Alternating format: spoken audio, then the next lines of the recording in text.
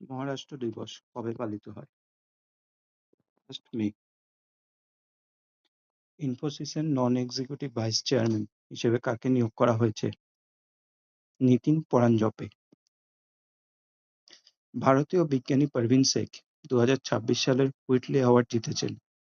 Whitley award কোন ক্ষেত্রের সঙ্গে সম্পর্কিত? হুইটলি অ্যাওয়ার্ড সম্পর্কিত পরিবেশ ও বন্যপ্রাণী সংরক্ষণের সঙ্গে। নেক্সট, প্রতিরক্ষা মন্ত্রকের নতুন প্রতিরক্ষা অর্থ সচিব হিসেবে কে দায়িত্ব গ্রহণ করেছেন? বিশ্বজিৎ সহায়। Controller general of defence accounts হিসেবে কে দায়িত্ব গ্রহণ করেছেন? অনুগ্রহ নারায়ণ দাস।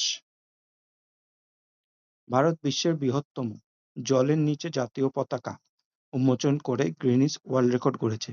এই কৃতিত্বটি কোথায় অর্জিত হয়? রাধানগর বিচ, স্বরাজ দ্বীপ, আন্দামান ও নিকোবর দ্বীপপুঞ্জ।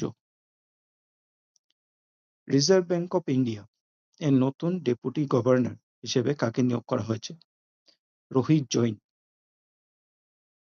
ভারতের প্রথম সম্পূর্ণ কাগজবিহীন বিচার ব্যবস্থার রাজ্য কোনটি? সিকিম।